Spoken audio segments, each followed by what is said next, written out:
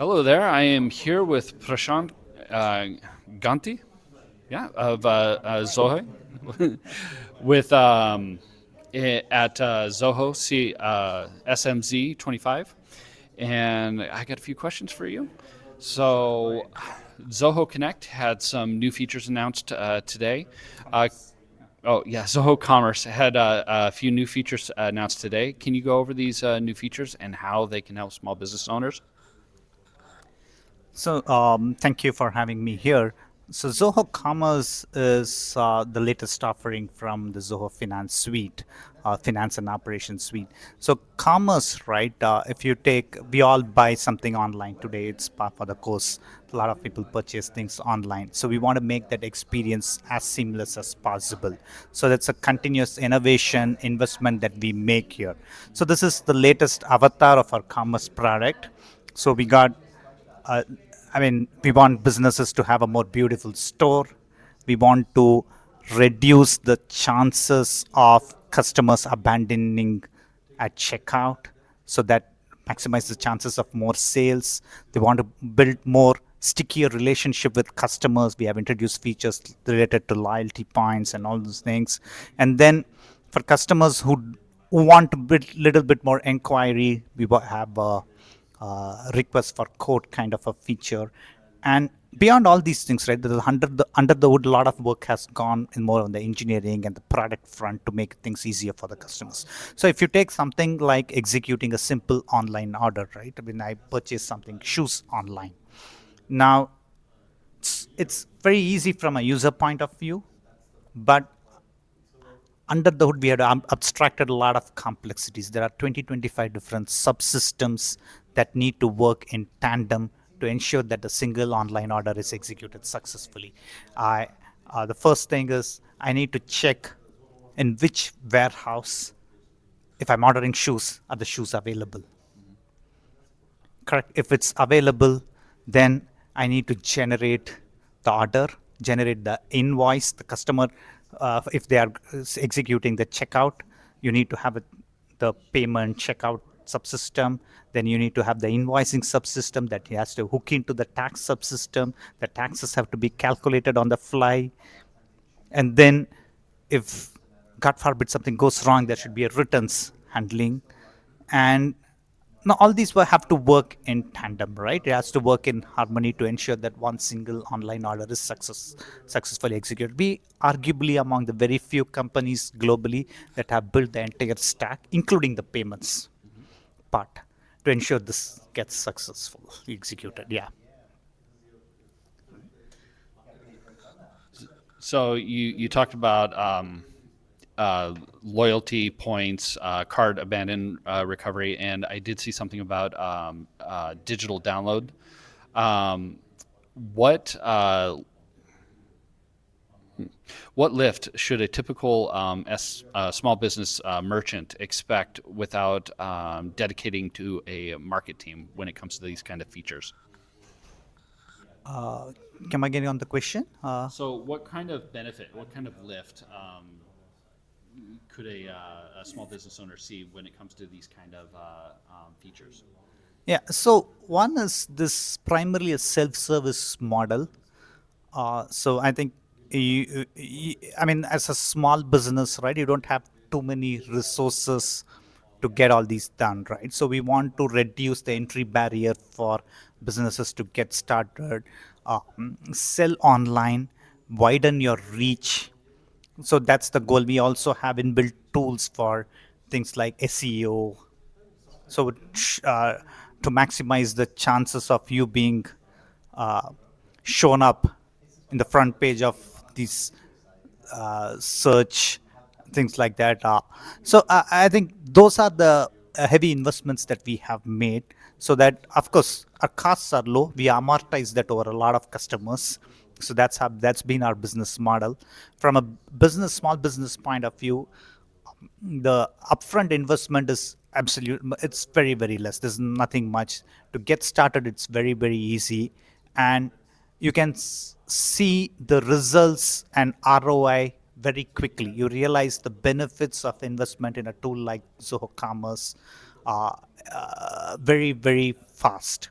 So that's not going to take much time. So it's easier to set up, easier to realize the benefits, and it scales as you grow because we have built a very scalable platform. Hopefully, if your business is doing well and it's growing, you don't need to look, you don't outgrow this platform.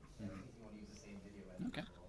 So, when it comes to the cart abandon recovery feature, does it require any kind of extra spend? Is there any kind of messaging limits or anything like that with this new feature? That's more of a it doesn't require any investment. Anything more you need to do, it's kind of weaved into the product itself. It's what we found what was how do you make the experience better so that we minimize the chances of customer abandoning the cart. So we want to provide more insights about that so that if there is something that you could improve, we can nudge the businesses to do something better there, they invest there. So it's more of a directional change. We want to guide them to take better decisions.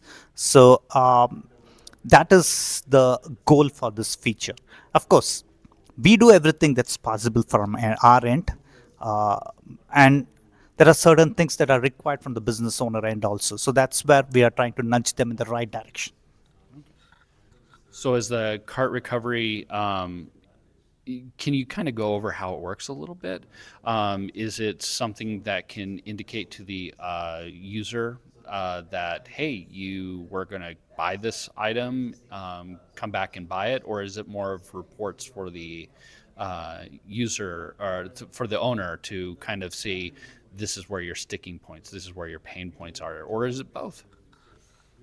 It's both actually, because at the point of decision making, I decide to leave the cart. Decide to move away. Then there's a way we try to nudge the user to figure out to stick on more, to spend more time, and then even despite our best efforts, the customer leaves the cart, right? Then we try to provide more insights, and over which the business owner can take better decisions to improve that. That the insights is the most important part. Some things we may know, some things we may not know. So there could be some tacit understanding that's very unique to that business. Maybe they need to do something different. But here the goal is to create the visibility so that you take better decisions. On to another topic. Selling via WhatsApp. How do you keep a catalog, inventory, pricing sync, and pricing sync across WhatsApp, your online store, and even in like in-person sales? That's a very good question. So, what you're asking is omni-channel selling. So, commerce is it's kind of one store. I can sell in person. I can sell through commerce. So, I think it comes back to the the thing that I mentioned very early in the conversation about commerce is built on the same platform that serves other finance products like inventory, everything. So if you're selling on Amazon, if you're selling on if you have some Shopify, this thing you're selling on Amazon, you're selling on Etsy, and then you also have your commerce store, right? Probably, hopefully, you want to sell more through your own brand.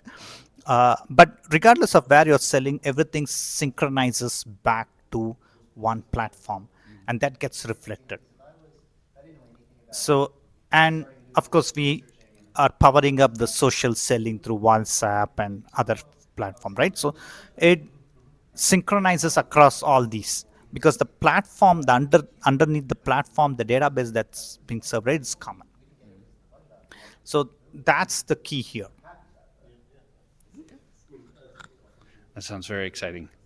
For B2B wholesalers, you added a quote requests, negotiation, and credit limit.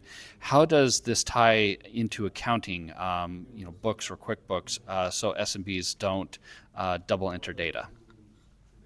Yeah. So I think the very first thing that I mentioned is the 25 different subsystems, right? I didn't mention the accounting subsystem because that's a key part of this. Ultimately, everything ties up to that. Zoho Books, our accounting product, powers the accounting here. So it's real-time updates into that, and of course, the quote is typically a non-posting one. So, but once the transaction goes through, the customer decides to purchase, it's ultimately updated uh, into the accounting, and you have your real-time profit and loss, cash flow statements, balance sheets, everything generated real time. You don't look at that real time, but at least the sales part, you want real time information on your sales, right? So that's happening real time. So there's no integration as such required because it's on the same platform as Zoho Books. It's on the same database as Zoho Books, Commerce, Zoho Books, Inventory. All these products are function on the same data. It's a kind of a data level integration, unified at the data layer. Now, if you're using any other accounting product, we can hook into that as well. So, yeah. Well, thank you for that. That's all the questions I have for you today. Where can people go to learn more about Zoho Commerce? Yeah, we have a lot of educational materials. We have a team that can we continuously run educational sessions on the product. So zoho.com/commerce is the website, and you can find enough resources there. Well, thank you for your time.